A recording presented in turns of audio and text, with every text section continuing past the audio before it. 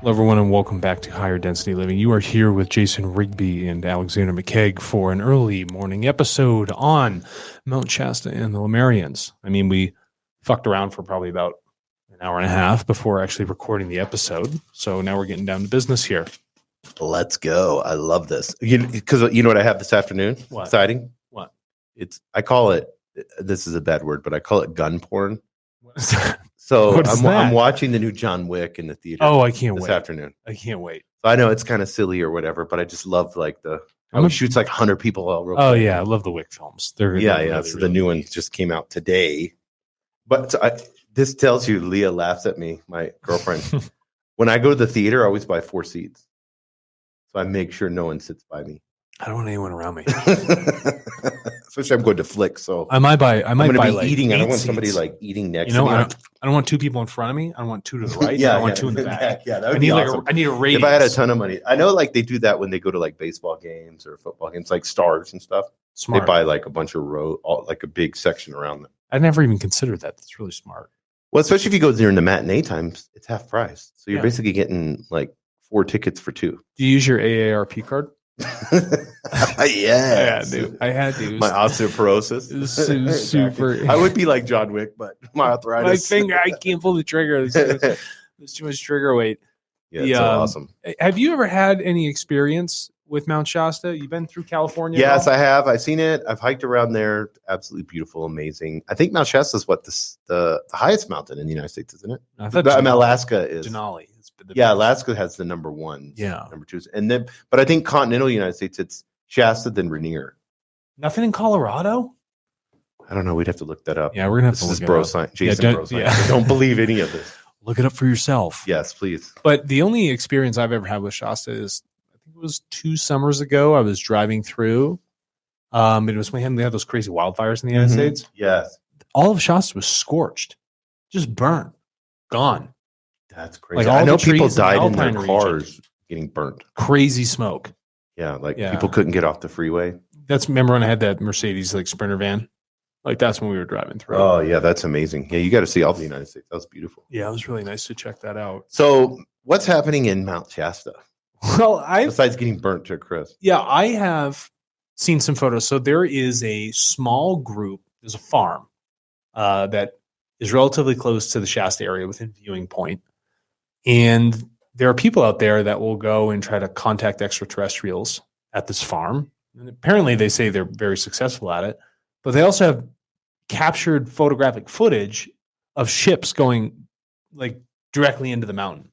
And they think they've like highlighted areas where like maybe there's a gateway here. Like, Oh, right. The kind of had they done here at Dulce exactly. in New Mexico here. Yeah, but they got photos, whatever. They don't look doctored, and there's a farm out there. There's people that respect this mountain so much. It's a high energy area. It's highly worshipped. There's a lot of stuff that goes on, even with Native American energy around that point. So, it wouldn't surprise me that if there was an advanced civilization that is so in tune, no pun intended, with energy and everything else, that they would go to these focal points. Now, if you think about the geological structure of Shasta itself, Shasta is actually 4 dormant volcanoes that are really linked together in this large conal structure, right? This joint structure. And when you open up anything from the U.S. Geological Survey's website, they can actually show you that there's a large magnetic output in those places. Yeah, that's cool. For instance, like most of New Mexico, it's a massive lava bed. Yes. So the place there's just tons of magnetic energy coming out. When you have that magnetic energy, it pulls and it creates, other things that are going on in the atmosphere or energies that you can't see. So it would make obvious sense that a technologically advanced civilization that is more in oneness would find their way to Shasta, right? It's very probable in that stance. Yes. So what's the first sentence? Why do people believe this group called the Lemurians live in Mount Shasta? So, let's break this down here, I guess, and we'll do it through history, right, and how we kind of got to it. But I think I can start it off. In 1864, a zoologist, Philip Sclater, published an article about a classification of species called Lemurs. And so he found their fossils in Madagascar, in India, but it was interesting because they weren't in Africa or the Middle East. So the hypothesis of this is that Madagascar and India had been a larger continent. And you can look this up if you type in Pangea, P-A-N-G-E. Yeah, it's when all the continental plates were together before they had shifted apart. And if you don't believe that, they have maps where they have put in the continents together like puzzle pieces. Yeah, it's continental drift. Yeah. It's very well clearly studied. see, you can clearly see that everything was connected. So this Lemurs. concept of Lemuria began to appear in the works of other scholars. Ernest Haeckel was looking for the missing link in this area, and we started even getting into, and we did several episodes with Hitler and Thule Society and all these different secret societies and all these books coming out. This is the 1890s, early 1900s. Underground people, we've done episodes on that. We've done episodes on underground people in Los Angeles. We've done episodes of underground people in what the Navajo Indians have said. We talk about the reasonable part of that. So, where's the most dangerous place you can be on Earth?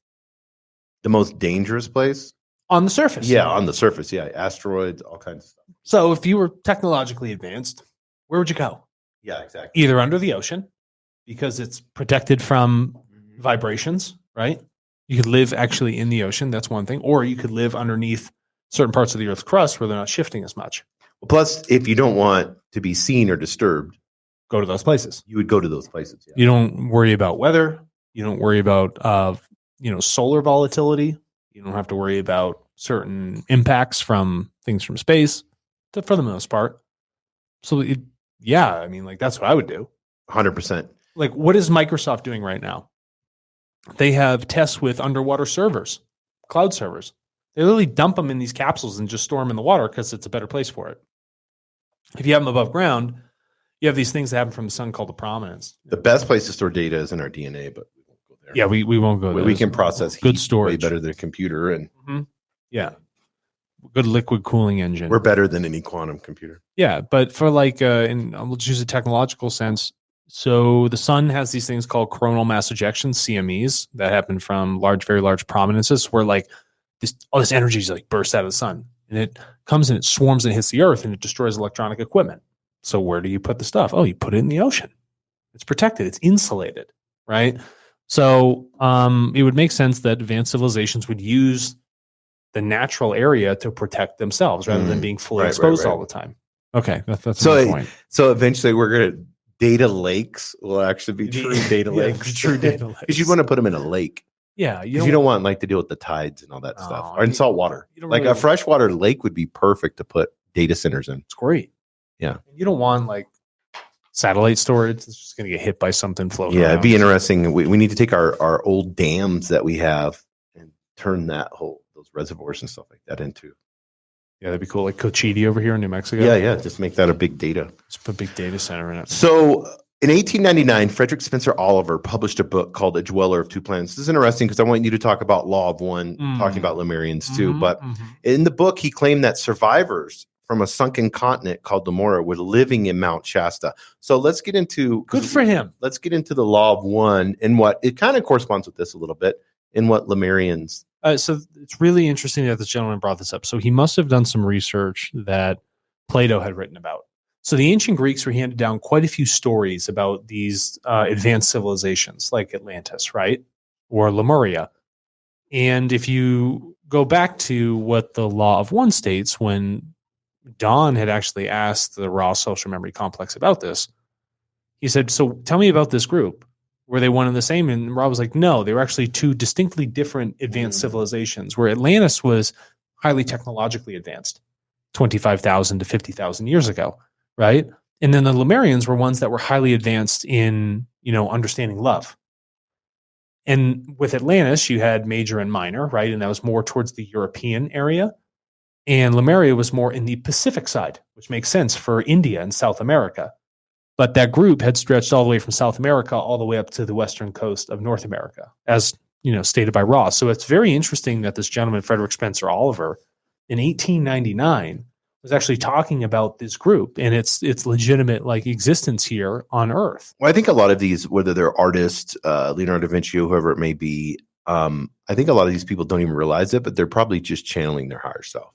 Yeah, that's where the creativity comes in. That's where obviously, no matter how much research you do, in 1899, how much research can you do to come up with this? Or is this like something where he's sitting there and receiving these messages? Yeah, or a little combination. Yeah, exactly. Right. And so if you go to the bottom part of this, it says that locals would sometimes see creatures wandering outside the mountain in white robes. It is 1899 in Northern California. That's rural. That's rural as shit. There was grizzlies still then. Yeah. Not now, but they were then. That's rural as shit. So if do you think a local is going to make up someone walking around a mountain in the most rural part in white robes? Think about that. Do you think he wants to look insane to his relative group of like 15 neighbors? Yeah, exactly. In the surrounding 200 square miles? Exactly. No. Well, another guy named Harvey Spencer Lewis in 1931. Great name, by the way. Yeah. What's his pseudonym? Weisar Spinel Cerve. Is it like Spanish or something? Weisar Spinel. I don't know what that is. He wrote a book about the hidden Lemurians of Mount Shasta, and this book is widely regarded as the reason for the popularity of this legend of the Lemurians of Mount Shasta. So and it was called Witness Accounts. Witness accounts from the 1930s. Yeah, and there may have been accounts of run-ins with Lemurians or other mysterious beings on the Mount Shasta, none of which have been substantiated. And I know a lot of Bigfoot sightings have been there. So whether these are my guess, I was thinking about this the other day. I think the reason you can't find the Bigfoot now is that I'm wondering if they're an alien species, a highly evolved alien species that just comes back and forth and maybe communicates with other alien species. And occasionally we may see one or something, because you have reptilians and stuff like that. Why would you not have like a primate? And we've gone into all the different species of aliens. Yeah, no, but I think of course you would. Yeah, but maybe their task is to just evade and collect. Yeah, it could be. Yeah, who knows what? If you're advanced, you don't want to be seen, right? So maybe get lucky, storming around the woods, go to see one, maybe. So I mean, it's highly probable, maybe even possible in my mind. So that's not scientific. That I think that these Bigfoots are just higher evolved alien species. Which would make sense. Yeah, to me. Could be just genetically modified to do a task. Yeah, or they could be leftover remnants of some alien species hybrid. Yeah, someone left them here. You know, I mean, even the Bible talks about like we got police reports up here in Dulce Plateau. Yeah, 100%. Or Dulce. Alien hybrids. I'm pronouncing it correctly. Dulce. So in 1904, a British prospector, which gold was the whole thing. I love prospecting in the West. J.C. Brown claimed to find an underground city 11 miles deep in the mountain, full of gold, shields, and mummies. Bruh. This is really cool. This guy is 11 miles deep into rock, into granite. Get the hell out of here. You tell me must have found some tunnels or something. Do you know what mining equipment looked like in 1904? Yeah, Get the hell out of here. He must have had to have found a tunnel. Yeah, he had to find a tunnel 11 miles deep. He's not. You can't in multiple people's lifetimes. You can't dig through a mountain. 11 miles. And there's no way he had oxygen support systems to go that deep. Yeah, so he had to just they had to have come across something. Well, it probably was 3 miles, and they said 11. You know how the stories go. Yeah, it was like there probably was some gold. It's probably maybe 400 feet deep. He's 11 miles. But this is interesting that it said shields and mummies, because we know the raw teachings talk about, and you had mentioned this about Atlantis. Yeah, and they were loved. So, and we know the older Egyptian culture had to deal with mummies. Mm-hmm. So this is interesting that he's saying it's gold, shields, and mummies. That makes sense to me. Yeah, it doesn't seem off kilt.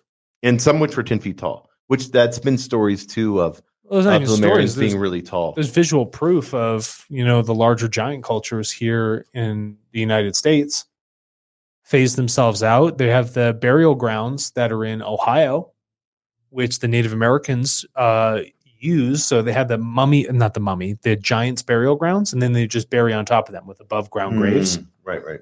And then you have Victorian Europe, where through the British Isles and other parts of Italy, they would go out and actually go to these and exhume large, giants' bones.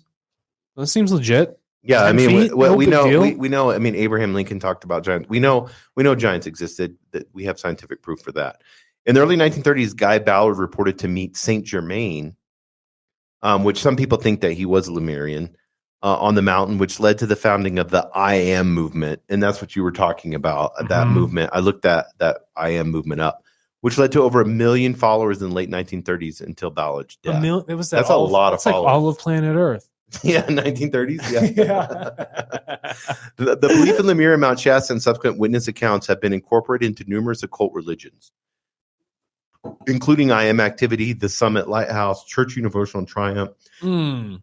And then this one, which I thought was a paint manufacturing. Cryon. Yeah. Because you remember those crayon paint Yeah, sprays? absolutely. But these Summit are Lighthouse I've heard about. I've definitely heard Church about Universal and there's so many. I mean, we're a not for profit, so that. And it's all at the Saint we're Germain basically a guy? church. Isn't that an alcohol? Yes, Saint Yes. Germain elderflower. Saint Germain, and then there's the Paris soccer team is named that. Mm-hmm. But all of these witness accounts seem to happen right after the different published books detailing Lemuria and Mount Shasta were released. Modern day Lemuria. There are still many people that hang out around Mount Shasta who believe of this. Like I was saying, like the people at the local farm and whatever, all that other stuff going on. Yeah, and what I kind of wanted to get into, and we can kind of close this episode out because we went into the whole, the history of it. Why did they build a society in Mount Shasta? One, you talked about the safety aspects of the disruptions on the surface of the earth. There is a city that they say it's called Telos, Telos, that is built in, and it was supposed to house 200,000 Lemurians. Okay. But today it is believed through, and I did some research on this, and there's some people that say they channel Lemurians and all that stuff. Supposedly that there's 1.5 million Lemurians inside Mount Shasta. I'll tell you right now. I think that's bullshit. I think it's bullshit. Let me tell you why. Any advanced civilization with a limited amount of space would not continue to procreate, to fill that limited space up. It would make them more at risk. It just wouldn't make sense in terms of any sort of measure of survivability and evolution of that group. And that means maybe those people need to get out of the mountain or expand. Like, I don't know how they would do it, but I think 1.5 million is absurd. 200,000?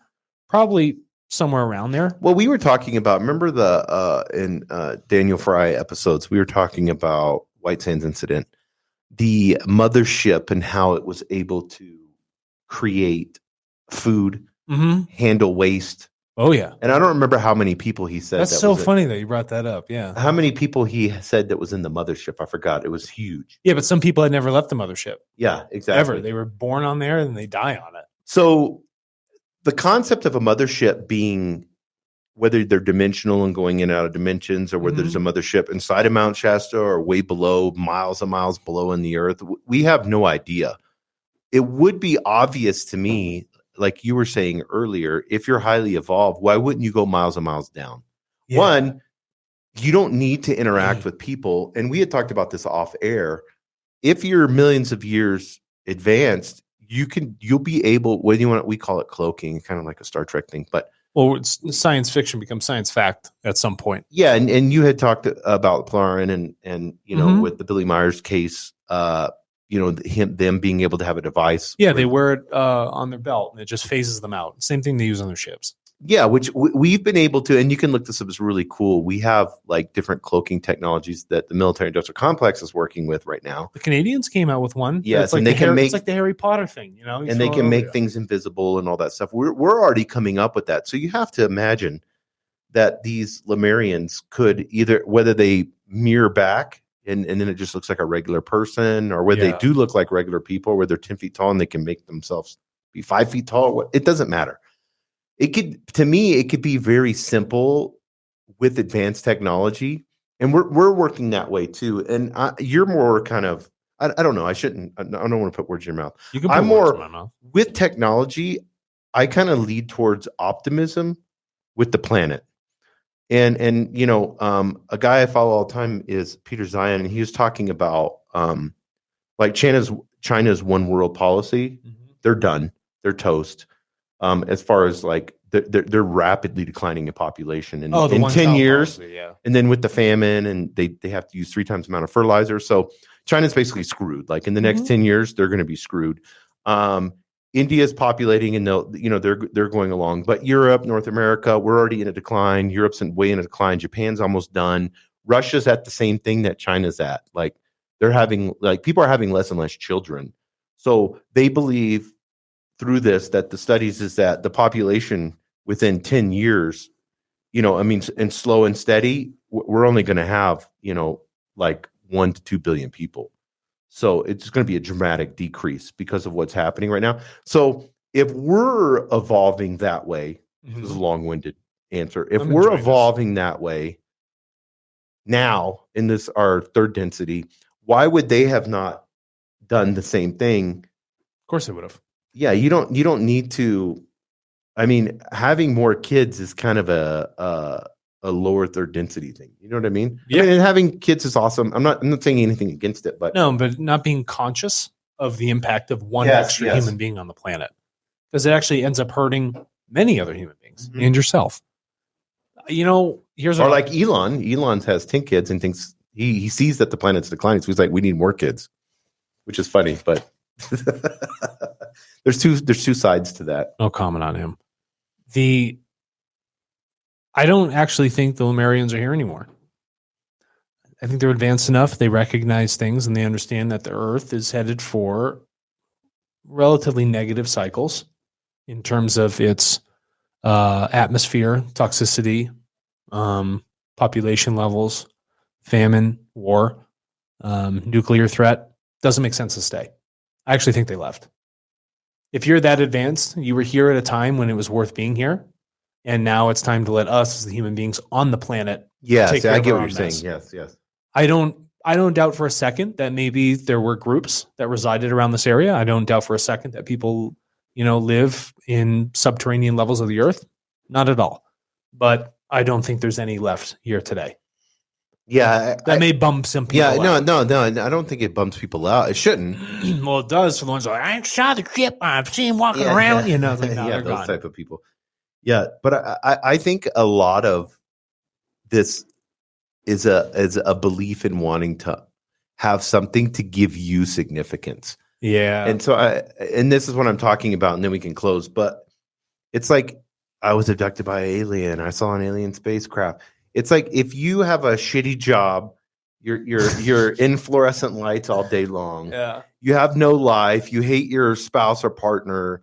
You go back and forth from work. You're an alcoholic. You drink, and you got the lowest of the low vibration. You have no significance.